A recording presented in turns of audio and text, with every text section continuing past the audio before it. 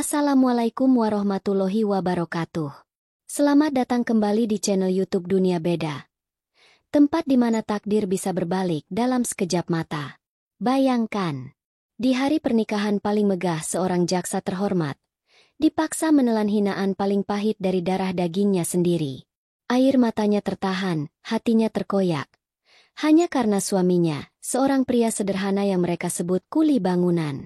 Namun di balik tatapan kosong sang suami, tersimpan sebuah rahasia raksasa yang siap menghancurkan kesombongan mereka semua dalam sekejap.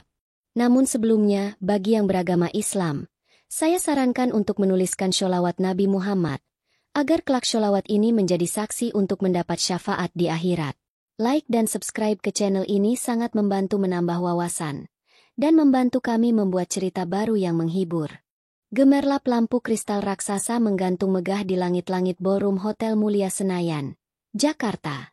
Cahayanya memantul ribuan kali pada lantai marmer yang mengkilap, pada gelas-gelas sampanye yang dipegang oleh para tamu, dan pada perhiasan yang dikenakan oleh para wanita dari kalangan atas ibu kota. Aroma manis dari bunga lili putih dan mawar impor berbaur dengan wangi parfum mahal, menciptakan suasana yang begitu mewah, begitu sempurna. Di salah satu sudut, alunan lembut biola dari sebuah grup musik kamar mengiringi percakapan para tamu undangan. Ini adalah resepsi pernikahan yang dirancang tanpa celah. Sebuah perayaan yang seharusnya menjadi puncak kebahagiaan bagi kedua mempelai. Namun, bagi Anna, sang mempelai wanita, kemewahan ini terasa dingin dan menusuk. Senyum yang ia pasang di wajahnya terasa kaku, seperti sebuah topeng yang berat. Dari atas pelaminan yang dihiasi ribuan bunga, telinganya yang tajam, yang terlatih untuk mendengar setiap detail di ruang sidang, menangkap suara-suara yang seharusnya tidak ia dengar. Suara-suara itu datang dari sebuah meja bundar di sudut ruangan, tempat keluarganya dari pihak ibu berkumpul. Di sana, duduk Bibi Ratih, adiknya ibu, bersama kedua putrinya, Sinta dan Dita. "Aku benar-benar tidak habis pikir, Sinta," bisik Bibi Ratih, sambil menutupi mulutnya dengan kipas berenda, meskipun suaranya sengaja dibuat cukup keras agar terdengar oleh orang di sekitarnya. "Anak itu keponakanku yang paling aku banggakan. Lulusan terbaik Fakultas Hukum Universitas ternama, sekarang sudah jadi jaksa. Cantik, pintar, karirnya cemerlang. Kenapa pilihannya jatuh pada pria seperti itu?" Matanya melirik sinis ke arah pelaminan, tepat ke sosok Bayu, suami Anna. Sinta, sepupu Anna, menimpali dengan nada yang tak kalah merendahkan. "Iya kan, Ma? Aku kira waktu dikenalin dulu itu cuma bercanda. Lihat saja penampilannya. Jas yang dia pakai memang baru, tapi auranya itu loh, aura pekerja kasar." Kaku sekali duduk di kursi pelaminan itu, seperti tidak biasa. Dita, adiknya Sinta, tertawa kecil. "Bukan seperti tidak biasa lagi, Kak. Memang tidak pernah. Coba lihat tangannya. Hitam, dan sepertinya kasar. Tadi pas salaman, terasa sekali kapalan di telapak tangannya. Benar-benar kuli bangunan." Kata kuli bangunan itu diucapkan dengan penekanan, seolah sebuah kata terlarang yang menjijikkan. Hati Anna terasa seperti diremas. Dinginnya pendingin ruangan yang mewah ini tiba-tiba terasa menusuk hingga ke tulang. Ia mencoba mengeratkan genggaman tangannya pada buket bunga mawar putih, berharap rasa sakit di hatinya bisa teralihkan. Ia melirik suaminya, Bayu. Pria itu duduk dengan tenang di sampingnya. Wajahnya yang sedikit gelap terbakar matahari memang kontras dengan kulit Anna yang putih terawat. Jas yang ia kenakan, meskipun dijahit dengan pas di badan, tetap tidak bisa menyembunyikan postur tubuhnya yang kokoh dan berisi. Postur tubuh seorang pekerja keras, bukan postur tubuh seorang eksekutif yang biasa duduk di balik meja. Bayu sepertinya tidak terpengaruh oleh bisikan-bisikan itu. Atau mungkin, ia hanya pandai menyembunyikannya. Pandangannya lurus ke depan, dengan senyum tipis yang tak pernah lepas dari bibirnya. Ia seolah membangun dinding tak terlihat di sekeliling mereka, melindungi Anna dari semua serangan verbal itu. Anna menelan ludah, mencoba mengusir rasa perih di tenggorokannya. Ia ingat betul bagaimana Bibi Ratih dan keluarganya selalu memuja-mujanya setiap kali ia meraih prestasi. Mereka selalu membayangkan Anna akan menikah dengan seorang diplomat, seorang dokter spesialis, atau paling tidak, seorang pengusaha muda yang mewarisi kerajaan bisnis ayahnya. Mereka tidak pernah membayangkan menantu mereka adalah seorang Bayu. Seorang pria yang Anna kenal bukan di sebuah pesta atau pertemuan bisnis, melainkan saat pria itu sedang memperbaiki atap rumah tetangganya yang bocor dengan begitu telaten, tanpa meminta bayaran sepeser pun. Anna jatuh cinta pada kebaikan hatinya, pada kejujurannya, pada keringat yang menetes di pelipisnya saat ia bekerja, bukan pada apa yang ia miliki. Tiba-tiba, Anna merasakan sebuah sentuhan hangat di punggung tangannya. Ia menoleh. Bayu sedang menatapnya dengan tatapan yang begitu dalam dan menenangkan.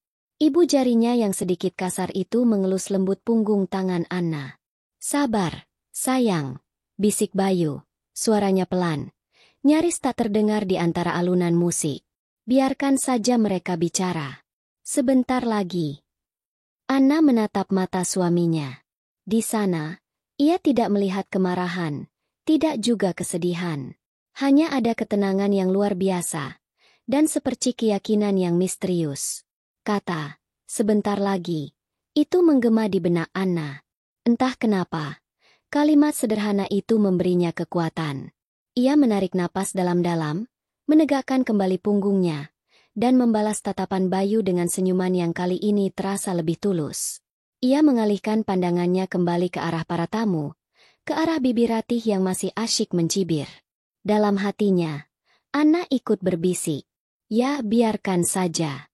Biarkan mereka menikmati pertunjukan ini untuk saat ini.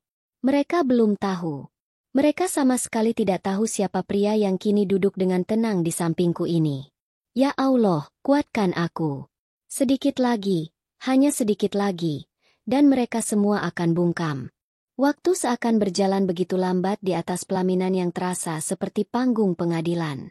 Satu persatu, para tamu undangan berjalan menaiki tangga kecil untuk memberikan selamat. Ada teman-teman Anna dari kantor kejaksaan, yang menyalaminya dengan tulus meski tatapan mereka menyiratkan ribuan pertanyaan saat melihat Bayu. Ada rekan-rekan bisnis ayahnya, yang senyumnya lebar namun matanya menyorot penuh selidik. Ada pula tetangga dan teman-teman lama, yang sebagian besar memberikan ucapan selamat dengan hangat, tak peduli siapa pria yang kini menjadi suaminya. Anna mencoba membalas setiap senyuman, setiap uluran tangan, setiap pelukan, dengan sisa-sisa tenaga yang ia miliki.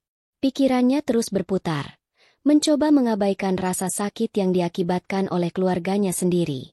Kemudian, tibalah saat yang paling ia takuti. Rombongan Bibi Ratih, dengan Sinta dan Dita yang mengekor di belakangnya, mulai menaiki tangga pelaminan. Langkah mereka begitu angkuh, seolah sedang berjalan di atas panggung peragaan busana, bukan untuk menghormati pengantin. Bibi Ratih tiba di hadapan Anna lebih dulu. Ia memeluk keponakannya itu, pelukan yang terasa dingin dan hampa. "Selamat ya, Anna sayang," bisiknya di telinga Anna. Suaranya manis namun penuh racun. "Bibi doakan semoga kamu bahagia dengan pilihanmu ini. Kamu memang anak yang unik, tidak terduga." Kata "unik" itu kembali terdengar. Kali ini seperti sebuah belati kecil yang menusuk langsung ke jantung Anna. Saat Bibi Ratih melepaskan pelukannya, ia beralih ke Bayu. Ia tidak menatap mata Bayu sama sekali. Pandangannya lurus ke depan, ke arah dekorasi bunga, sambil menyodorkan tangannya yang lentik. Bayu, dengan kesopanan yang tak goyah, menyambut uluran tangan itu. Namun Bibi Ratih hanya menyentuhkan ujung-ujung jarinya, lalu menariknya kembali dengan cepat, seolah takut kotor. Bayu hanya tersenyum tipis dan mengangguk. Tidak ada amarah di wajahnya, hanya penerimaan yang lapang. Sinta dan Dita melakukan hal yang sama. Salaman mereka terasa seperti sebuah formalitas yang terpaksa. Tatapan mereka penuh dengan penghinaan yang tak terucap. Ujian terberat bagi Anna ternyata belum berakhir. Ia melihat ayahnya, Pak Hermawan, sedang berbincang dengan salah satu kolega bisnisnya yang paling berpengaruh, seorang pria bernama Pak Tirtayasa. Pak Tirtayasa adalah seorang pria parlente yang dikenal di seluruh Jakarta karena jaringan bisnisnya yang luas. Ayah Anna terlihat sangat gelisah, senyumnya dipaksakan, dan ia sesekali menyeka keringat di dahinya meskipun ballroom itu sangat dingin. Anna tahu persis apa yang ayahnya rasakan, yaitu malu. Rasa malu karena memiliki menantu yang dianggap tidak sepadan. Tak lama kemudian, Pak Tirtayasa mendekati pelaminan bersama ayah Anna. "Nah, ini dia pengantinnya," kata Pak Hermawan dengan suara yang dibuat seceria mungkin. Pak Tirtayasa tersenyum lebar kepada Anna. "Selamat ya, Anna. Om ikut bahagia. Kamu sudah seperti anak Om sendiri." Lalu, ia menoleh ke arah Bayu, menatapnya dari ujung rambut sampai ujung kaki dengan tatapan seorang penilai. "Jadi, ini suamimu. Selamat ya, Nak." Setelah menyalami Bayu, ia kembali menoleh pada Pak Hermawan dan melontarkan pertanyaan yang paling ditakuti. "Jadi, Hermawan menantumu ini, bisnisnya di bidang apa? Kelihatannya orang lapangan, ya?" Badannya tegap sekali. Seluruh dunia Anna seakan berhenti berputar. Ia bisa merasakan ibunya, yang berdiri di sisi lain pelaminan, menahan napas. Ayahnya tergagap. "Oh, beliau, Pak Hermawan tampak mencari-cari kata yang tepat. "Beliau ini pengusaha di bidang properti, Pak Tirta." "Ya, di bagian konstruksinya." Jawabannya terdengar sangat tidak meyakinkan, menggantung di udara, dan penuh keraguan. Pak Tirtayasa hanya mengangkat sebelah alisnya, tersenyum penuh arti yang bisa ditafsirkan sebagai apa saja. "Oh, begitu baguslah, baguslah," katanya, sebelum akhirnya pamit undur diri. Sepeninggal Pak Tirtayasa, Anna bisa melihat bahu ayahnya merosot. Wajahnya memerah karena menahan malu yang teramat sangat. Hati Anna terasa hancur melihatnya. Bukan karena ia malu pada pekerjaan Bayu, tapi karena ia sedih melihat orang tuanya begitu terpengaruh oleh penilaian orang lain. Di tengah badai hening yang menyakitkan itu, Anna kembali merasakan genggaman tangan Bayu mengerat. Ia menoleh pada suaminya. Bayu menatapnya, lalu melirik sekilas ke arah ayah Anna dengan sorot mata yang teduh, seolah berkata, "Tidak apa-apa." Di saat itulah Anna menyadari sesuatu. Sejak tadi, di sela-sela menyalami tamu, pandangan Bayu seringkali terarah ke pintu masuk utama ballroom. Bukan pandangan cemas atau gelisah, melainkan pandangan penuh penantian. Beberapa kali Bayu bahkan secara halus melirik jam tangan sederhana yang melingkar di pergelangan tangannya. Ia seperti sedang menunggu kedatangan seseorang. Seseorang yang penting. Anna mengerutkan keningnya. Siapa yang sedang ditunggu oleh Bayu? Selama ini Bayu bilang kalau ia hanya seorang yatim piatu yang merantau ke Jakarta, tidak punya keluarga atau kerabat penting. Rasa penasaran mulai tumbuh di dalam hati Anna, menjadi sebuah tunas kecil harapan di tengah ladang kekecewaan. Ia memandangi wajah suaminya sekali lagi. Wajah yang tenang, sabar, dan penuh rahasia. Wajah seorang pria yang menghadapi hinaan dengan diam, seolah tahu bahwa jawaban terbaik bukanlah kata-kata, melainkan waktu. Acara salam-salaman akhirnya selesai. Alunan musik yang tadinya tegang kini berganti menjadi lebih ceria. Pertanda rangkaian acara berikutnya akan dimulai. Sang pembawa acara dengan suara lantangnya mengumumkan bahwa kedua mempelai akan turun dari pelaminan untuk prosesi pemotongan kue pernikahan. Kue setinggi 7 tingkat yang berdiri anggun di tengah ruangan sudah menunggu. Bagi para tamu, ini adalah saat yang ditunggu-tunggu. Bagi Anna, ini adalah sebuah perjalanan melewati medan perang. Untuk sampai ke tengah ruangan, ia dan Bayu harus berjalan melewati meja-meja tamu, melewati tatapan-tatapan yang masih terasa menghakimi, terutama dari keluarganya sendiri. Dengan berat hati, Anna bangkit. Bayu dengan sigap membantunya, memegang tangannya dengan erat seolah tahu badai yang lebih besar akan segera datang. Saat mereka menuruni anak tangga terakhir dari pelaminan, sebuah tangan menahan lengan Anna. Itu tangan Bibi Ratih. "Anna, sebentar. Bibi mau bicara," kata Bibi Ratih. Senyumnya dipaksakan, namun matanya menyorot tajam. Ia menarik Anna sedikit menjauh dari Bayu, yang kini berdiri beberapa langkah di belakang, mengamati dengan tenang. "Bibi tidak akan basa-basi lagi sama kamu. Kamu ini sadar tidak, apa yang sudah kamu lakukan?" Suaranya merendah, penuh penekanan. Kamu itu harapan keluarga. Ayahmu banting tulang menyekolahkanmu sampai jadi jaksa, supaya kamu bisa mengangkat derajat keluarga kita. Tapi apa yang kamu lakukan? Kamu malah menikah dengan pria seperti dia. Bibi Ratih menunjuk Bayu dengan dagunya. Tatapannya penuh dengan penghinaan. Dia itu siapa? Ana? Latar belakangnya tidak jelas. Pekerjaannya memalukan. Kamu mau kasih makan anak-anakmu apa nanti? Pasir dan semen? Kamu pikir cinta saja bisa membuat perut kenyang? Dia itu tidak punya masa depan. Ana. Tidak punya. Setiap kata yang keluar dari mulut bibinya terasa seperti sabetan cambuk. Ana bisa merasakan darahnya mulai mendidih. Kesabarannya yang setipis benang itu akhirnya putus. Cukup, Bei, desis Ana. Suaranya bergetar menahan amarah. Cukup. Bibi tidak tahu apa-apa tentang Bayu. Bibi tidak berhak menghakiminya seperti itu. Bibi Ratih tertawa sinis. Tawa yang membuat telinga Ana berdenging. Tidak tahu apa-apa? Bibi tahu kalau kamu sudah membuat malu seluruh keluarga besar kita. Semua teman arisan Bibi, kolega bisnis Om Hermawan, mereka semua membicarakannya di belakang.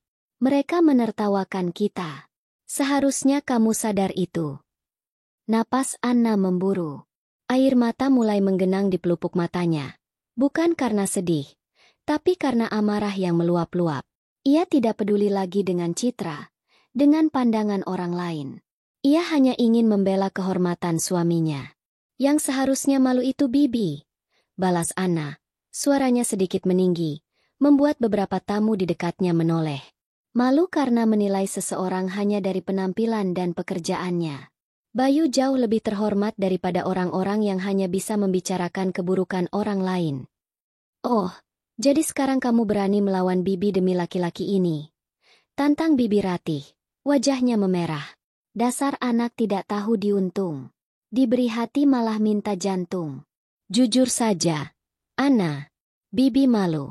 Malu sekali punya keponakan sepertimu, yang pintar di sekolah tapi ternyata bodoh dalam memilih pasangan hidup. Kata, bodoh, itu menjadi puncaknya.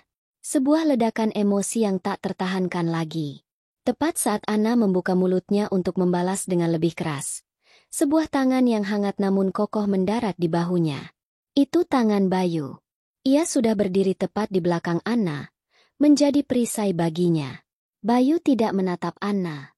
Matanya menatap lurus, langsung ke mata Bibi Ratih. Tatapannya tidak marah, tidak juga takut. Tatapannya dingin, tenang, dan memiliki kekuatan yang entah kenapa membuat Bibi Ratih seketika terdiam. Bibi, kata Bayu, suaranya datar dan dalam. Sudah cukup. Jangan membuat istri saya menangis di hari pernikahannya.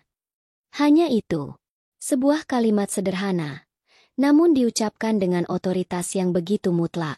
Bibi Ratih yang tadinya seperti singa yang mengaum, kini tampak seperti kehilangan kata-kata. Ia hanya bisa menatap balik ke arah Bayu dengan tatapan tak percaya, bercampur kaget dan sedikit gentar. Tepat saat Bayu selesai bicara, keheningan canggung yang menyelimuti mereka pecah.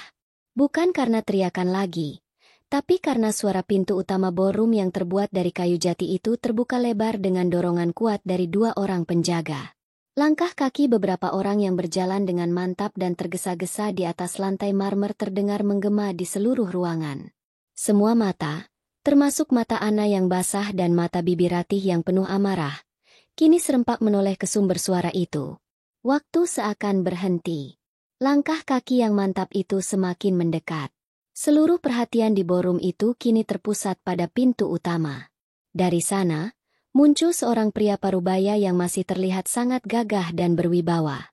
Ia mengenakan setelan jas dari merek ternama yang harganya mungkin setara dengan biaya seluruh dekorasi pernikahan ini.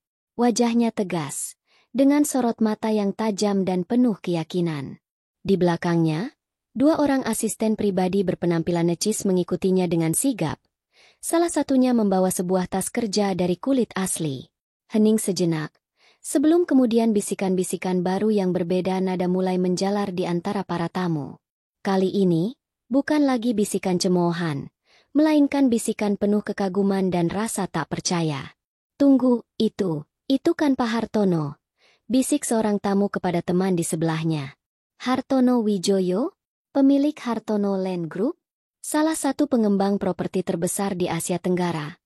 Sahut yang lain dengan mata terbelalak. Sedang apa orang sesibuk dia ada di sini? Siapa yang mengundangnya? Ayah Anna, Pak Hermawan, yang berdiri tak jauh dari sana, tampak seperti tersambar petir. Mulutnya sedikit terbuka, dan matanya tidak berkedip. Sebagai seorang pengusaha, ia tahu persis siapa pria yang baru saja masuk itu. Pak Hartono adalah seorang legenda hidup di dunia bisnis, seorang taipan yang fotonya jarang sekali muncul di media, namun setiap proyeknya bernilai triliunan rupiah. Bibi Ratih, yang tadinya masih memasang wajah penuh amarah, kini ekspresinya berubah drastis. Amarahnya lenyap, digantikan oleh kebingungan dan secercah harapan. Ia mengira, pasti Pak Hartono ini adalah kolega penting suaminya, atau mungkin tamu kehormatan dari besannya. Ia bahkan sudah bersiap memasang senyum terbaiknya, berharap bisa berkenalan dan menjalin koneksi. Namun, semua dugaan mereka salah besar. Pak Hartono berjalan lurus dengan langkah cepat, melewati barisan para tamu penting, melewati Pak Hermawan yang mematung, dan bahkan melewati Bibi Ratih yang sudah mencoba berdiri lebih tegak untuk menarik perhatian. Tujuannya hanya satu titik, yaitu tempat di mana Bayu, Anna, dan Bibi Ratih sedang berdiri dalam keheningan yang canggung. Setiap langkah Pak Hartono di atas lantai marmer seolah membawa gema yang membuat jantung Anna berdebar semakin kencang. Pria itu akhirnya tiba di hadapan mereka. Napasnya sedikit terengah, seolah ia baru saja berlari dari suatu tempat yang jauh.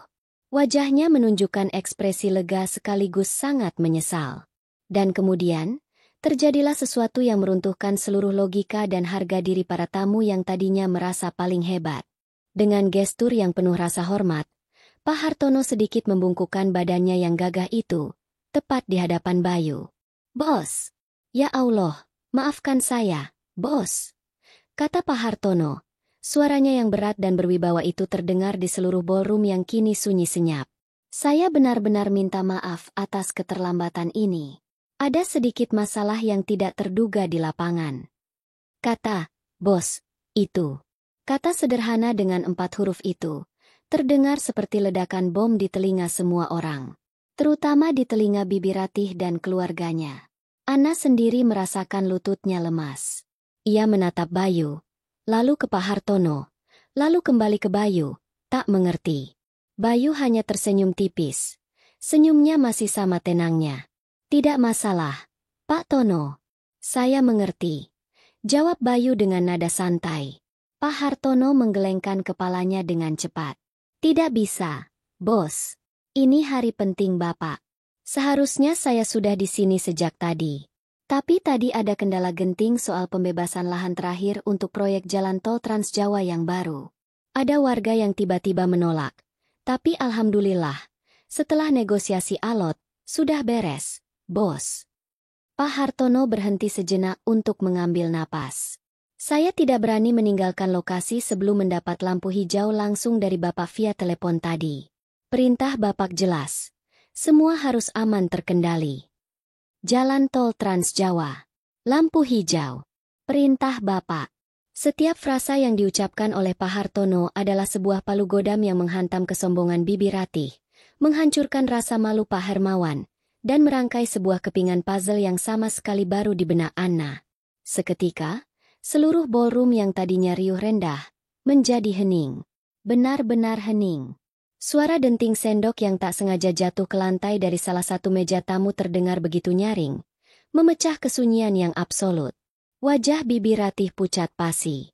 Bibirnya yang tadi begitu lihai mencela, kini terkatup rapat, gemetar. Matanya yang angkuh kini hanya bisa menatap kosong. Tak percaya. Sinta dan Dita di mejanya saling pandang dengan wajah horor, seolah baru saja melihat hantu. Ayah Anna, Pak Hermawan, memegangi dadanya. Napasnya tersengal menahan syok. Dunia seakan berhenti berputar, dan di pusat keheningan itu, hanya ada Bayu, suaminya, yang kini balas menatap Pak Hartono dengan senyum tenang yang sama, seolah percakapan mereka tentang proyek triliunan rupiah itu adalah hal paling wajar di dunia. Keheningan yang pekat itu terasa lebih berat dari suara apapun. Di tengah kebisuan massal itu, Bayu adalah orang pertama yang bergerak. Ia melepaskan tangannya dari bahu Anna, lalu menepuk pelan lengan Pak Hartono dengan sikap yang akrab. Sikap seorang atasan kepada bawahannya yang ia percaya. Terima kasih banyak atas laporannya, Pak Tono. Nanti kita bicarakan lagi soal proyek setelah acara ini selesai, kata Bayu dengan tenang. Kemudian, ia berbalik menghadap Anna, yang masih menatapnya dengan mata terbelalak, seolah sedang melihat orang asing.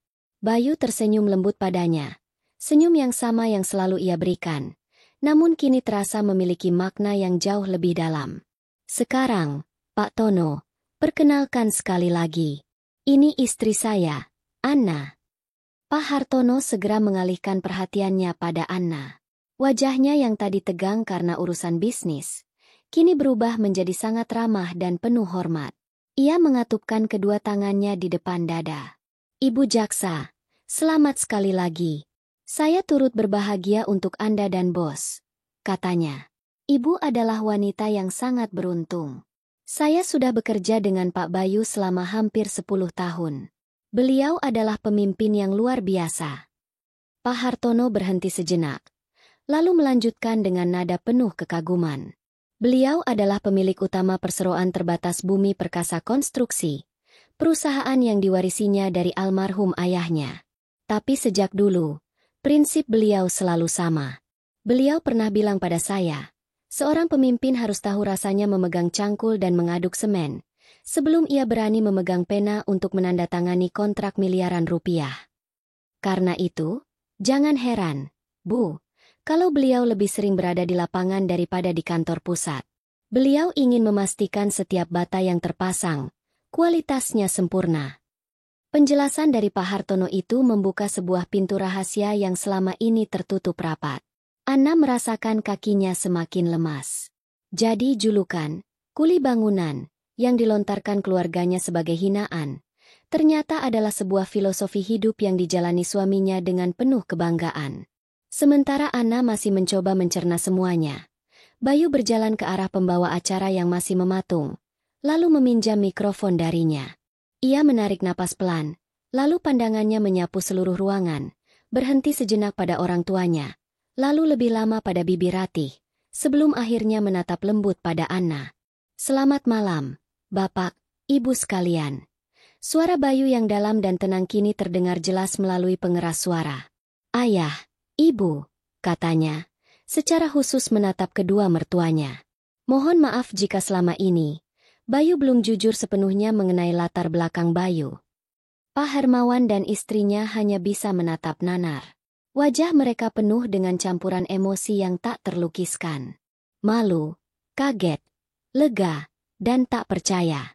Memang benar apa yang dikatakan Bibi Ratih, lanjut Bayu, membuat Bibi Ratih tersentak kaget karena namanya disebut. Saya ini memang seorang kuli. Saya memulai karir saya di perusahaan ini dari posisi paling bawah. Saya belajar memaku, saya belajar mengecor, saya belajar membaca denah bangunan langsung di lapangan yang panas. Almarhum ayah saya mengajarkan bahwa sebuah gedung pencakar langit yang megah tidak akan ada artinya jika pondasinya rapuh. Dan pondasi dari bisnis ini adalah para pekerja hebat yang ada di lapangan. Saya sengaja tidak menceritakan ini semua dari awal. Bayu kini menatap lurus ke arah Anna, tatapannya begitu dalam. Karena saya ingin menemukan seseorang yang bisa melihat saya, bukan sebagai direktur utama Bumi Perkasa Konstruksi, tapi sebagai Bayu.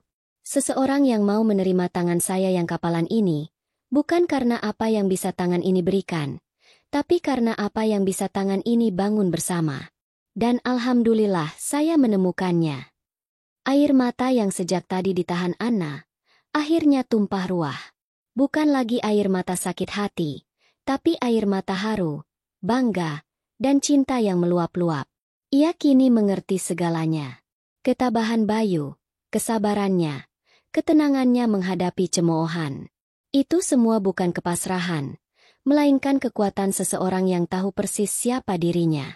Ia melihat ke arah orang tuanya. Ayahnya kini menunduk. Kedua bahunya bergetar menahan tangis penyesalan. Ibunya menutup mulut dengan kedua tangan. Air matanya mengalir deras. Lalu Anna melirik ke arah bibi Ratih. Wanita itu berdiri mematung seperti patung lilin.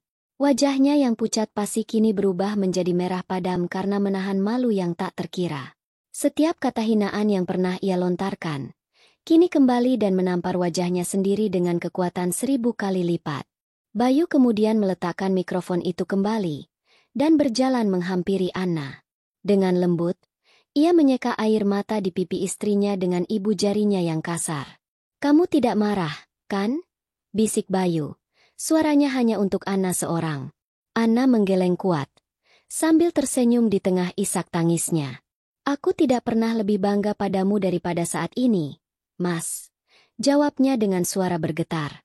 Tepat pada saat itu, sang pembawa acara yang akhirnya pulih dari keterkejutannya, dengan suara lantang dan penuh semangat berkata, "Bapak dan Ibu sekalian, mari kita berikan tepuk tangan yang paling meriah untuk kedua mempelai." Seketika, seluruh ballroom yang tadinya hening, meledak dalam gemuruh tepuk tangan. Tepuk tangan itu begitu riuh, begitu panjang, seolah para tamu ingin menebus semua bisikan dan tatapan sinis mereka sebelumnya. Itu adalah tepuk tangan untuk sebuah cinta sejati, dan untuk sebuah pelajaran berharga tentang kehormatan yang sesungguhnya. Gemuruh tepuk tangan itu perlahan mereda, namun atmosfer di dalam ballroom Hotel Mulia Senayan telah berubah 180 derajat. Keangkuhan telah digantikan oleh kekaguman. Cemoohan telah berubah menjadi rasa hormat. Di tengah perubahan drastis itu, bibi Ratih berdiri seperti orang linglung. Wajahnya pucat pasi, dan ia tidak berani mengangkat kepalanya. Tak sanggup menatap mata siapapun, terutama mata Bayu dan Anna. Tanpa mengucapkan sepatah kata pun, ia membalikan badannya dengan gerakan kaku. Ia berjalan cepat ke arah mejanya, menarik tangan Sinta dan Dita yang juga tampak malu dan ketakutan, lalu bergegas pergi meninggalkan ballroom lewat pintu samping. Mereka menghilang seperti bayangan di malam hari, membawa serta semua kesombongan mereka yang kini telah hancur berkeping-keping. Kepergian mereka tidak ada yang memperhatikan, karena semua mata kini tertuju pada sebuah momen yang jauh lebih penting. Pak Hermawan dan istrinya, Ibu Lestari, berjalan perlahan mendekati anak dan menantu mereka di atas panggung kecil tempat kue pernikahan. Wajah keduanya basah oleh air mata penyesalan. Pak Hermawan, pria yang tadinya begitu menjaga gengsi dan citranya, kini terlihat rapuh. Ia berhenti tepat di hadapan Bayu. "Bayu," katanya, suaranya serak dan bergetar. Ayah minta maaf, Nak." Ia tidak sanggup melanjutkan kata-katanya. Air mata seorang ayah yang menyesal itu akhirnya jatuh. Ia menarik Bayu ke dalam sebuah pelukan yang erat dan hangat. Pelukan seorang ayah kepada anaknya. "Ayah malu, Nak. Ayah malu pada diriku sendiri. Ayah sudah dibutakan oleh gengsi, oleh omongan orang. Ayah gagal melihat berlian yang ada di depan mata ayah sendiri. Maafkan ayah." Bayu membalas pelukan itu, menepuk-nepuk punggung mertuanya dengan lembut. "Semua sudah berlalu, ayah," bisik Bayu. "Yang penting sekarang adalah kita memulai lembaran yang baru sebagai satu keluarga." Setelah melepaskan pelukannya, Ibu Lestari kini gantian memeluk Anna dengan erat. "Maafkan Ibu, Anna, sayang. Maafkan Ibu. Seharusnya Ibu menjadi orang pertama yang mendukung dan membelamu. Ibu bangga sekali padamu. Nak, kamu telah memilih pria yang tepat," katanya di tengah isak tangisnya. Anna balas memeluk ibunya, merasakan beban berat di hatinya akhirnya terangkat. Momen itu adalah momen rekonsiliasi yang sesungguhnya. Sebuah pondasi baru yang sedang dibangun di atas puing-puing kesalahpahaman. Pesta pun dilanjutkan, namun dengan suasana yang jauh lebih hangat dan tulus. Pak Hermawan kini dengan bangga berjalan berkeliling, memperkenalkan Bayu kepada semua kolega bisnisnya sebagai menantu kebanggaan saya, Direktur Utama Bumi Perkasa Konstruksi. Malam semakin larut. Pesta yang meriah itu perlahan berakhir. Anna dan Bayu berdiri di salah satu balkon pribadi ballroom, menatap hamparan lampu kota Jakarta yang berkelip seperti lautan bintang di bawah sana. Angin malam yang sejuk membelai wajah mereka. Anna menyandarkan kepalanya di bahu Bayu, merasakan kedamaian yang belum pernah ia rasakan sebelumnya. Aku masih seperti bermimpi, Mas, bisik Ana pelan.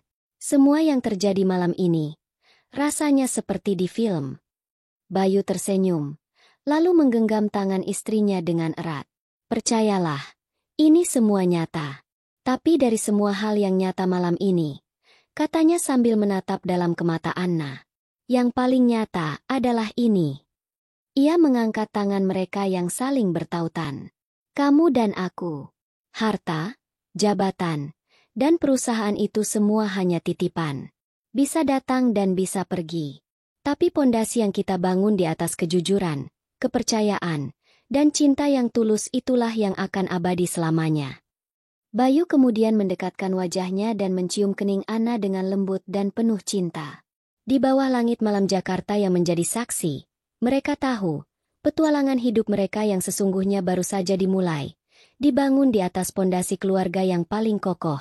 Tamat. Hikmah dari cerita ini. Kisah Ana dan Bayu mengajarkan kita beberapa pelajaran hidup yang sangat berharga. Pertama, jangan pernah menilai seseorang hanya dari penampilan luarnya atau dari pekerjaannya saja. Karena seringkali, hati yang paling mulia dan karakter yang paling kuat tersembunyi di balik penampilan yang paling sederhana. Kedua, setiap pekerjaan yang halal itu terhormat dan mulia. Kehormatan seseorang tidak diukur dari setelan jas yang ia pakai atau mobil yang ia kendarai, melainkan dari kerja keras, kejujuran, dan integritas yang ia jalani setiap hari. Dan yang terakhir, cinta sejati tidak pernah memandang status sosial atau kekayaan materi. Cinta sejati melihat langsung ke dalam hati, menerima segala kelebihan dan kekurangan, dan mampu membangun sebuah istana kebahagiaan di atas pondasi kepercayaan yang kokoh. Nah, terima kasih banyak sudah menonton dan mendengarkan cerita ini sampai selesai. Bagaimana menurut kalian akhir dari cerita ini? Apakah kalian pernah punya pengalaman serupa? Atau mungkin punya cerita inspiratif lainnya tentang jangan menilai orang dari luarnya saja? Tulis pendapat kalian di kolom komentar ya. Kami senang sekali membacanya.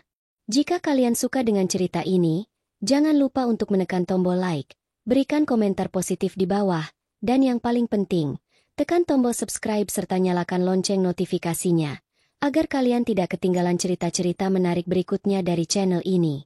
Sampai jumpa di video selanjutnya.